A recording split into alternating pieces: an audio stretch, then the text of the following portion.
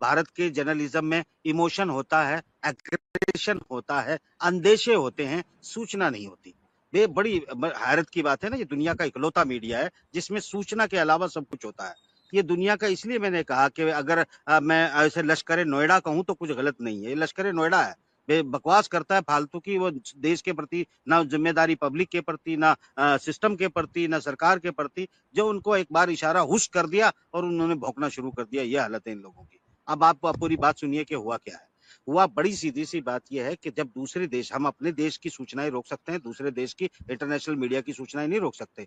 सवाल बड़ा सीधा सा था जो मैंने पहले उठाया कि अगर हमने ये युद्ध शुरू इसलिए किया था कि हमें आतंकवाद को खत्म करना था और बिना आतंकवाद पर के बारे में कुछ लिखवाए पाकिस्तान से, हम इसे सीज फायर को डिक्लेरेशन कैसे कर सकते हैं। दूसरी बात, जब हमने एक बार कर दिया था, अगर यही करना था तो सर्जिकल स्ट्राइक का नाम देकर हम इसको खत्म कर सकते थे। हमने पाकिस्तान के रिटेलिएट का इंतजार क्यों किया? और पाकिस्तान ने जब रिटेलिएट कर दिया तो यानी कि फिर हम जो है इस खेल को बराबर करने पे क्यों लग गए? तो कुल मिलाकर मनोवैज्ञानिक तौर पर भारतीय जनता पर, भारतीय उन लोगों पर जो ये समझ रहे थे कि हम दुनिया को 2 घंटे में फतह कर सकते हैं, वो अपने अपनी माओ को और अपने अपने लोगों को क्या जवाब देते घूमेंगे? वो सारी ये मॉरली कितना डाउन होने वाला है। आप सिर्फ जो है लश्कर नोएडा कुछ भी कहता रहे, अगले 8 से 10 दिनों में वो सच्चाई भी सामने आ जाएगी जो मैं अभी आपको नहीं बता रहा हूँ। मगर एक बात है, अगर सिरसा तक आपके जो है फट्टे 1 पहुंचा है तो फिर क्या वो आपके बॉर्डर पे लगा हुआ S-400 ब्रीच करके पहुंचा है या S-400 को कुछ हो गया था? सवाल ये उठता है कि अगर वो दावा कर रहे हैं कि उन्होंने हैक कर लिया, सिस्टम हैक किए, हमारे इलेक्ट्रॉनिक ग्रिड को हैक किया, बहुत कुछ वो दावा कर रहे हैं जो सामने कल आएगा, आज छुपाया जा सकता है। अगर इतनी बात, और उसके बाद क्या हुआ? भारत की, हमारे प्रधानमंत्री की, हमारे तीनों सेनाओं के अध्यक्षों के साथ इधर मीटिंग चल रही थी। दोपहर की बात है, उधर जो है मीटिंग चल रही थी शहबाज शरीफ की, उनके राष्ट्रपति की, उनके जो है सेना के टुकड़ियों के जो लोग थे, डीप स्टेट के जो लोग थे, और उनकी तमाम एक मीटिंग थी जिसमें उन्होंने कहा था हमें फुल फ्लैश फैसला करना है। और उन्होंने फैसला करके सुनाया कि हम फुल फ्लैश हमला करने जा रहे हैं। हमला किस चीज का था? परमाणु हमला था। इधर भी परमाणु हमले की तैयारी हो रही थी, उधर भी परमाणु हमले की तैयारी हो रही थी। अचानक कल जो जेडी वेंस जो है खुलेआम मजाक उड़ाकर दोनों देशों का, जिसने ये कहा था कि इन दोनों की लड़ाई में हमारा क्या काम, ये ऑफिशियल बयान था जेडी वेंस का। आज मार्को रूबियो बात करता है। कब बात करता है? खबर कैसे छपती है अंतरराष्ट्रीय मीडिया में, ये मायने रखता है। डिप्लोमेसी की खबर है, कूटनीति की खबर है, ये लश्कर नोएडा की खबर नहीं है। तो ये जो कूटनीति की खबर है वो ये लिखते हैं कौन? आरटी, यानी रशिया का लिखता है, चीन का लिखता है, वॉशिंगटन पोस्ट लिखता है। क्या लिखता है? कि भारत के विदेश मंत्री ने मार्को रूबियो को फोन किया। फिर वो लिखता है कि मार्को रूबियो ने पाकिस्तान को फोन किया। तुम्हारी ये हार है प्योरली। और ये अब कहने में क्या दिक्कत है, क्योंकि अब तुम चीज कर चुके हो।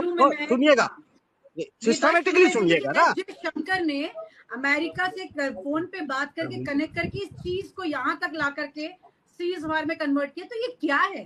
ये भी क्या है? ये भी बड़ा सवाल। पूरी बात को पूरा ग्रामर समझ लीजिए ना क्या है। अब बात की गई कि उन्होंने ऐलान कर दिया ऑफिशियली मीटिंग के बाद कि हम फुल फ्लैश वार हमला करने जा रहे हैं, यानी उन्होंने परमाणु हमले तक के अपने यहाँ फैसले को सुना लिया। इधर भी परमाणु हमले की तैयारी हो रही थी, हमारी तरफ भी।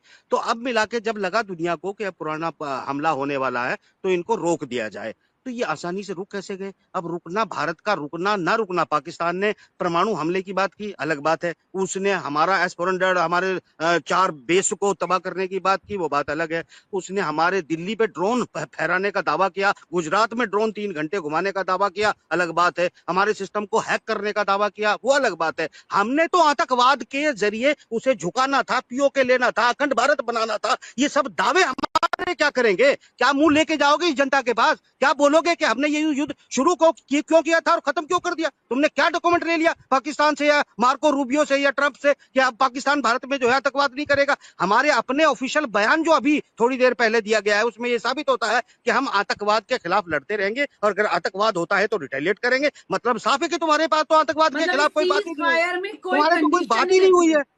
देखिए, इसका मतलब ये फ्लॉप है। और ये बेसिकली अगर इसको किस तरह से कल प्रेजेंट किया जाएगा आप समझ सकते हैं।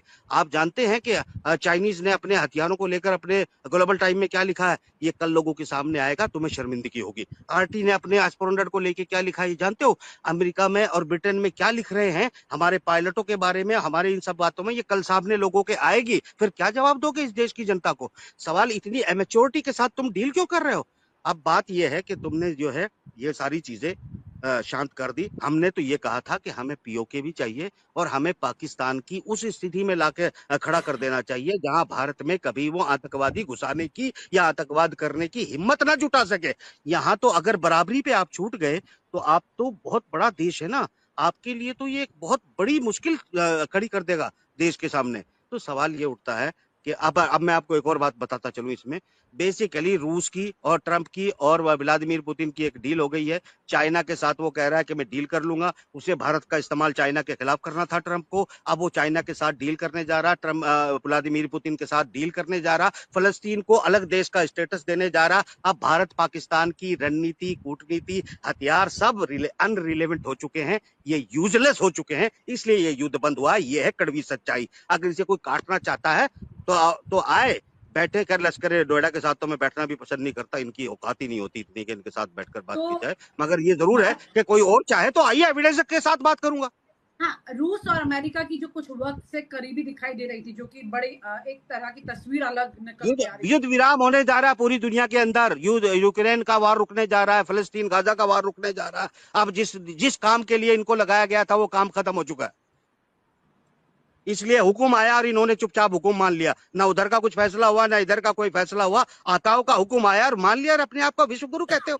ना डिप्लोमेसी है, ना कूटनीति है, ना पावर है, ना ताकत है। क्या बातें करते हो आप लोग? ठीक है, आंखें दिखाना, 56 इंच की छाती, तमाम तरह के डायलॉग्स हैं जो कि शायद मीडिया के लिए ज्यादा सुटेबल हैं। लेकिन अब आप लोग लगे रहे। राय साहब, मेरे ख्याल से अंधेरा हो गया, तो मुझे इजाजत दे, आप करें। शुक्रिया वनिता और राय साहब और गुप्ता जी, अजय शर्मा जी, आप सब लोगों से मुझे विदा दें गुस्ताखी के साथ। प्लीज फिर जरूर जुड़ेंगे।